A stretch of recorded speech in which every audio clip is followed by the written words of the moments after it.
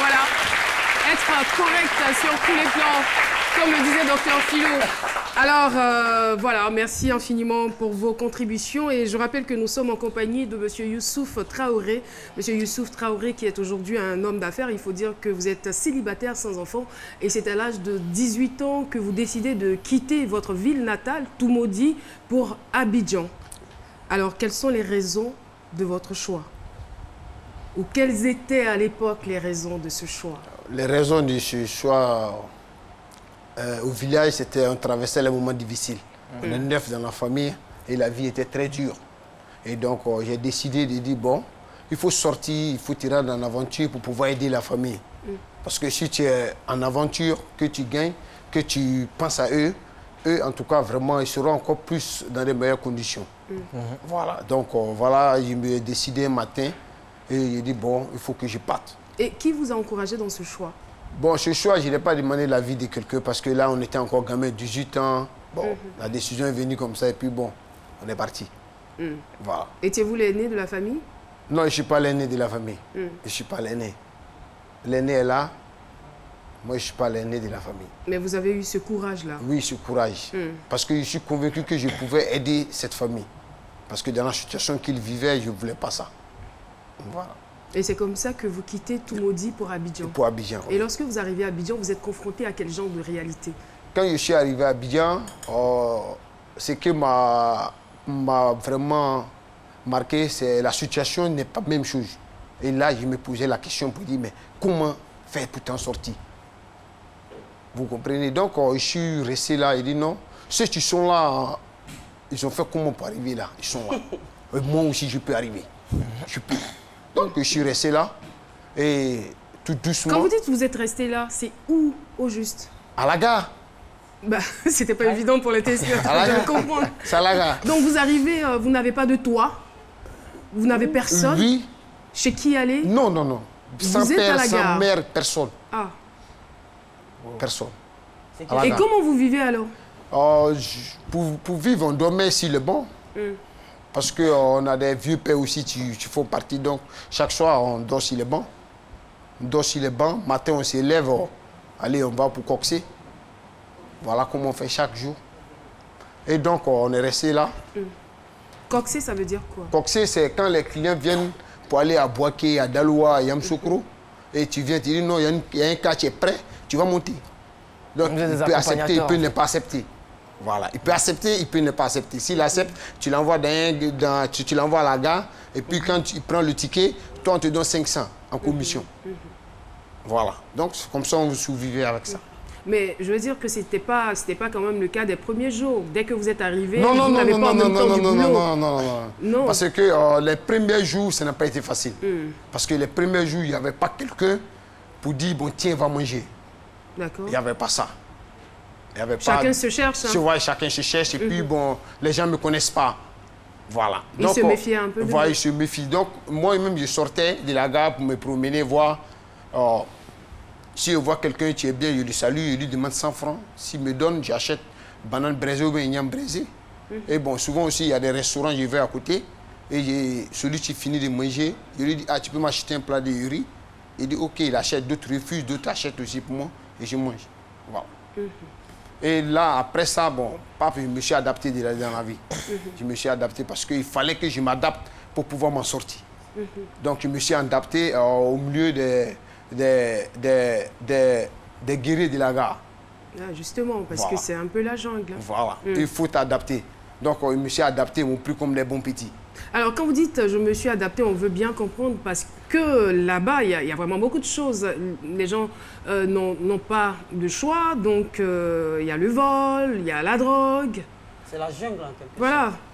Est-ce que vous étiez exposé à tous ces vices-là? Oui, on était exposé à tout ça, mais moi, quand je me suis approché à eux, et moi, j'ai dit que non, moi, je ne peux pas faire ça. Et ils le faisaient pour s'en sortir? Ouais, et ils font ça pour s'en sortir. Ouais, mais moi, j'ai dit non, moi, je ne peux pas faire ça. Parce que moi, je ne suis pas venu à Abidjan pour donner cette image. Non. Moi, je suis venu pour un but. Vous êtes sûr que même quand c'était difficile, quand vous n'aviez personne à qui demander de l'aide, vous avez tenu ferme? Oui, j'ai tenu ferme, dormi. Boire de l'eau, dormi jusqu'au matin. Oui. Parce que j'ai vu ce qu'ils font ne peut pas me servir. Voilà. Donc, par fini, il y a quelqu'un qui a dit non, laissez le petit là. Si vous l'envoyez défaire ça, s'il dit il ne fait pas, laissez-le. Et voilà comment tout est parti. Et c'est vos photos qu'on voit. Hein. Oui, ça c'est quand on est arrivé. C'est vos photos. Et qui vous a fait cette photo-là?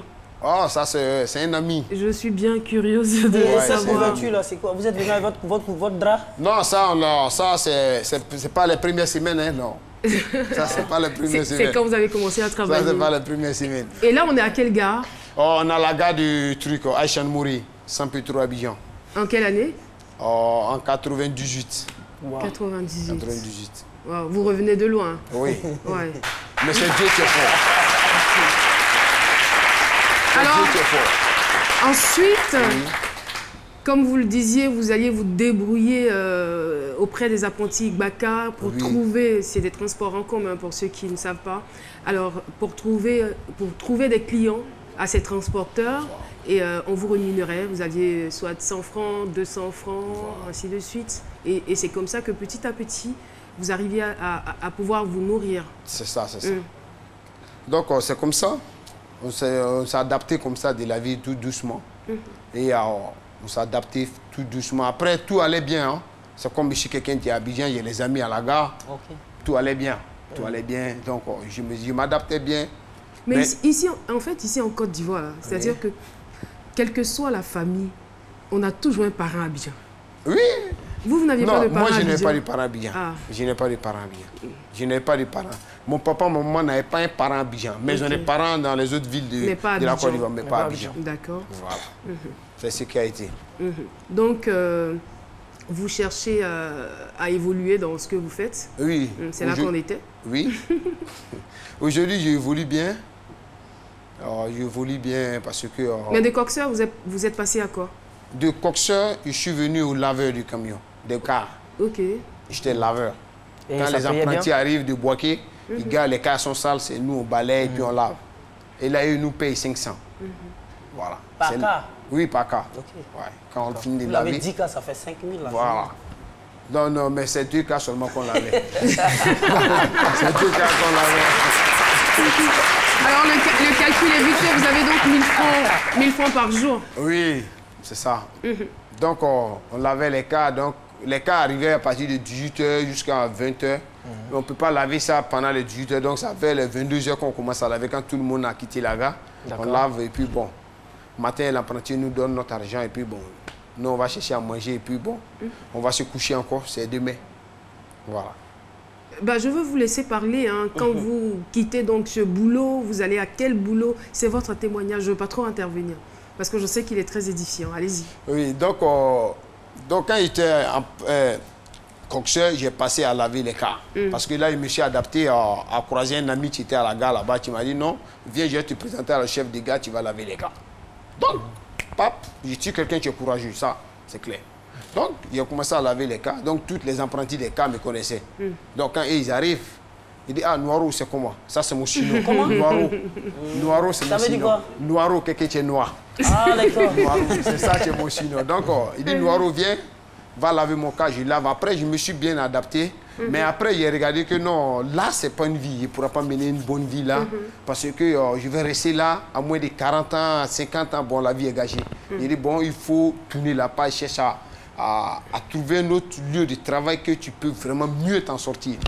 Et là, je connais un monsieur qui s'appelle M. Fofana, qui vivait en Italie. Tu venais avec les France Revoir. Et donc, je me suis adapté à ses côtés. Quand il arrive, on décharge et puis on vend.